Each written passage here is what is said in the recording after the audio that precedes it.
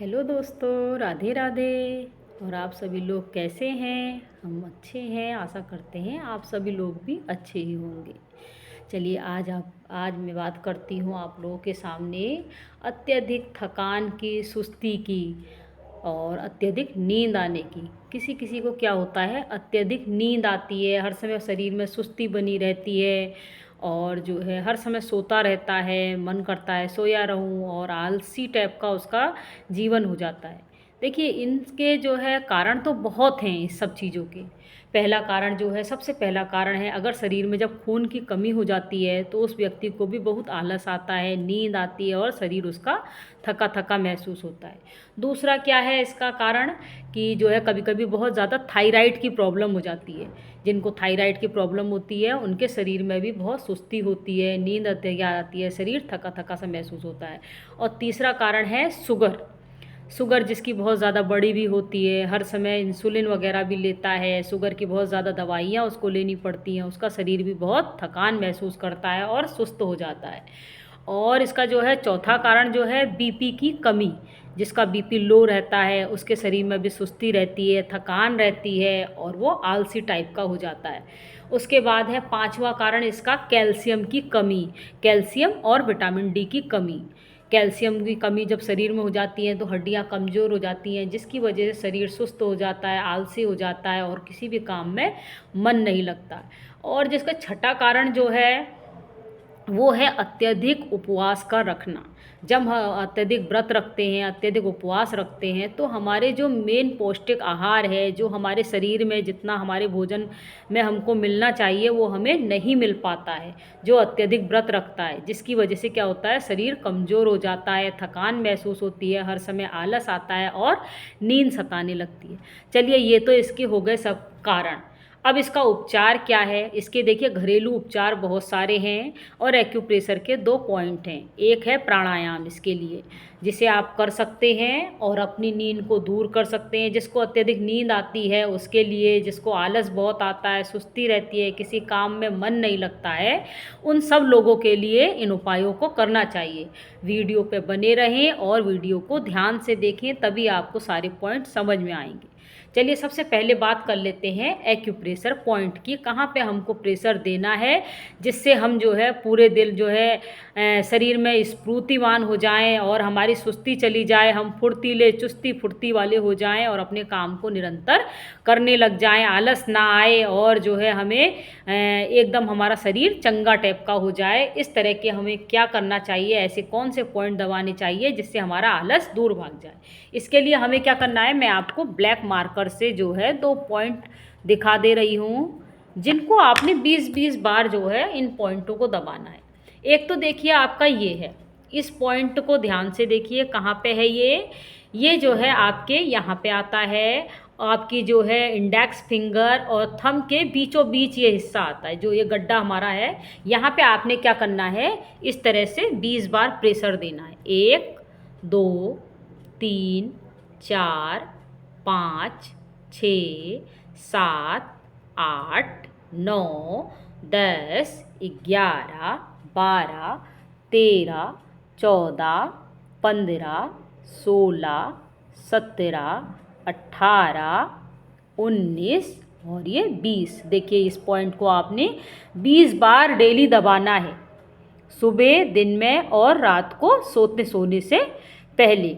आपने क्या करना है, जैसे 3 बार हम भोजन करते हैं, 3 बार हमारे दवाइयों का होता है, ये भी आपके लिए एक बहुत अच्छा टॉनिक है। इसे 3 बार आप 20-20 बार दबाएंगे, इससे आपकी बहुत हद तक ये परेशानी दूर होगी और आलस धीरे धीरे दूर होगा। दूसरा पॉइंट आपका कहाँ पे आता है, जस्ट अंगूठे के नीचे, ये इस जहाँ पे जोड़ अंगूठे का शुरू होता है, यहाँ पे देखिए। इसको भी आपने क्या करना है, 20 बार दबाना। 1 2 3 4 5 6 7 8 9 10, इस तरह से आपने 20 बार दबाना है।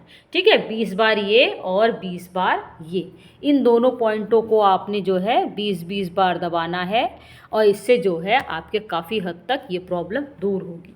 ये तो हो गया एक्यूप्रेशर पॉइंटों का। आपको कलर नहीं लगाना है, यहाँ पे ब्लैक कलर नहीं लगाना है, आपको सिर्फ दिखाने के लिए मैंने ब्लैक कलर लगाया है। आप सिर्फ इसको क्या करेंगे, इसको सिर्फ प्रेशर देना है आपने, बस प्रेस करना है, बहुत तेज़ भी नहीं दबाना, बहुत हल्के भी नहीं दबाना। इसके बाद जो है आपका अगला अगला क्या आता है, आपने क्या करना है जिससे आपकी थकान, कमजोरी, आलसपन दूर हो जाए। इसके लिए हम जो है अब आ जाते हैं आयुर्वेद की तरफ को। आयुर्वेद मतलब मसाज थेरेपी की तरफ को। इसमें क्या करना है, सबसे पहले तो आपने तिल के तेल की मसाज करनी है। तिल के तेल की मसाज कहाँ करनी है, अपने सिर पर आपने तिल के तेल की मसाज लेनी है, हल्की हल्की सी। जो तिल के तेल की मसाज नहीं ले सकते हैं वो नारियल के तेल की मसाज लें। शरीर पर भी आपने लेनी है और हल्की सी सिर पे भी। अगर सिर पे आपके घर का देसी घी है तो बेस्टम बेस्ट है। गाय का शुद्ध देसी घी अगर आपको मिल जाए तो उसकी आप सर पे मसाज कर लीजिए सप्ताह में 2 बार। और उसके 2-3 घंटे बाद बाल धो दीजिए या रात को लगाइए, सवेरे धो लीजिए, आपके लिए बहुत अच्छा है। अगर आपके पास वो उपलब्ध नहीं है तो बादाम के तेल की भी कर सकते हैं।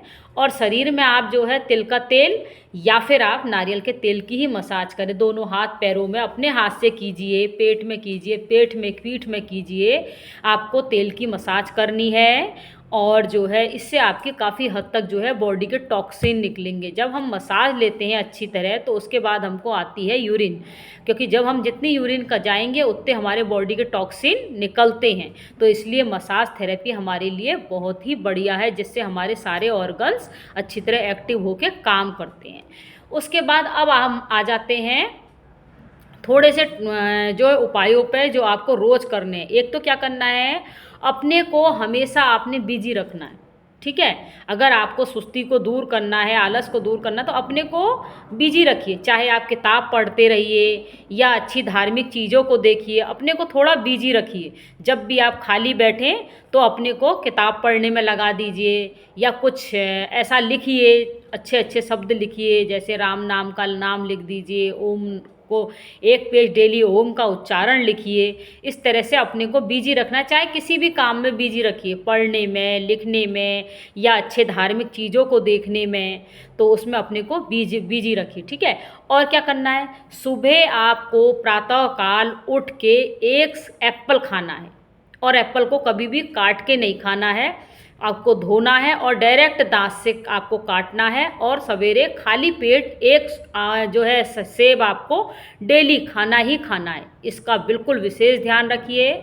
और जो तीसरा उपाय है, आपने क्या करना है कि 5 मुनक्के डेली रात को भिगाइए, सवेरे उनके बीजों को निकाल दीजिए और उन्हें चबा चबा के खाइए।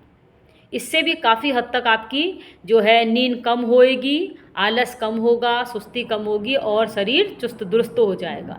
और जल्दी सोने की आदत डालिए। रात को जब जितना हो सके आप 10 बजे तक हर हालत में सो जाइए।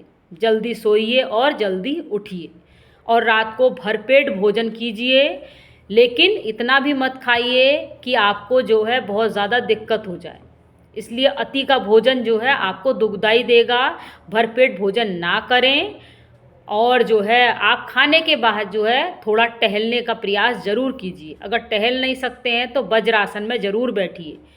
अगर आपने खाना अच्छा खा लिया है और भरपेट अगर आपने खाना खा भी लिया है, वैसे तो अपनी भूख से जो है 1 रोटी कम ही खाइए, ताकि जो है खाना उतना खाइए कि हवा के लिए भी जगह छोड़िए। ठीक है, और उसके बाद जो है आपने थोड़ी देर टहलना है या वज्रासन में बैठना है।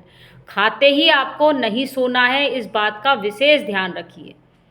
और आपको क्या करना है, रात को सोते समय आधा कप जो है गुनगुना पानी पी के सोना है। गुनगुना पानी आपके शरीर की बॉडी के टॉक्सिन को निकालता है। और गुनगुना पानी आधा कप आपने जो है अच्छी तरह गर्म किया हुआ पानी धीरे धीरे चाय की तरह पीना है, सिप सिप करके।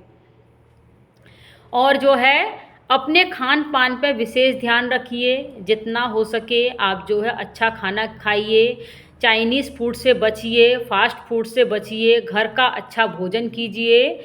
और जो है कच्ची सब्जियों का प्रयोग ज़्यादा कीजिए, सलाद ज़्यादा खाइए, जिससे आपका बॉडी जो है जल्दी रिकवर हो सके, सुस्ती कम हो सके और टॉक्सिन बॉडी से निकले और आपका शरीर जल्दी अच्छा और बढ़िया बने, मतलब सुस्ती जाए और शरीर चुस्त दुरुस्त हो जाए। एक आपको मैं हल्का सा प्राणायाम बता दे रही हूँ जो आपको करना है, जिससे आपकी जिस समय आपको अत्यधिक नींद आती है उस समय के लिए बताते हैं कि जब आपको बहुत ज़्यादा नींद आ रही है तो अपनी आँखों के दोनों हिस्सों में यहाँ पे ऐसे करके कस के आप थोड़ी देर दबाइए, 20 तक गिनती गाइए और छोड़ दीजिए। फिर दबाइए, देखिए कहाँ पर दबाना है आपने, यहाँ पर। फिर 20 तक गिनती गाइए, फिर छोड़ दीजिए। जब आपको किसी भी काम को करते समय बहुत अत्यधिक नींद आ रही हो, आप नींद से परेशान हो रहे हो और आपको नींद नहीं चाहिए, उस समय आपने इन पॉइंटों को दबाना है। इस पॉइंट को दबाते ही आपकी नींद थोड़ी देर के लिए गायब हो जाती है। ये अगर जिस समय बच्चों के पेपर चल रहे हैं उस समय हम इन सब चीज़ों को करवाते हैं तो बहुत अच्छा फ़ायदा मिलता है। इसके बाद अब मैं एक आपका हल्का सा प्राणायाम बता रही हूँ। प्राणायाम में आपने क्या करना है, लंबी गहरी सांस लेनी है, धीरे से डीप ब्रीदिंग लेनी है और मुंह से छोड़ देनी है। फिर लंबी गहरी सांस लेनी है नाक से और मुंह से छोड़नी है। 3 बार इसको करना है आपने। खाना खाने के 1 घंटे बाद, ब्रेकफास्ट के 1 घंटे बाद, रात के डिनर के 1 घंटे बाद या 1.5 घंटे बाद इसको आप कीजिए। सवेरे मॉर्निंग में भी कर सकते हैं। यह डीप ब्रीदिंग आपके लिए बहुत ही अच्छी है। ठीक है, इतना सब कुछ कीजिए। और चूने का प्रयोग आप जो है छाछ में या दही में या गन्ने के रस में मटर के दाने के बराबर खाने वाला चूना मिलाइए और उसको आप पी लीजिए। चाहे वो छाछ हो चाहे वो गन्ने का रस हो, दोनों में आप चूना मिला के पिएंगे तो आपके कैल्शियम और विटामिन डी की कमी की पूर्ति होगी। कैल्शियम की तो खास तौर से उससे बहुत जल्दी पूर्ति होती है। जिसके शरीर में कैल्शियम की कमी होती है उसे मटर के बराबर दाने को गन्ने के रस में या 1 गिलास छाछ में मिला के पी लेना चाहिए। 40 दिन का कोर्स है, 40 दिन तक इसे लगातार पीना है। उसके बाद 10-15 दिन छोड़ देना है, फिर 40 दिन पीना है। इस तरह से अगर आप पीते रहेंगे तो कभी कैल्शियम की शरीर में कमी होएगी ही नहीं आपकी। ठीक है, इतना कीजिए आप। वीडियो आपने देखी है, इसको कीजिए। और जो है अब अगली वीडियो में आपके लिए दूसरी चीज़ को लेके आते हैं। और आज के लिए इतना ही। राधे राधे।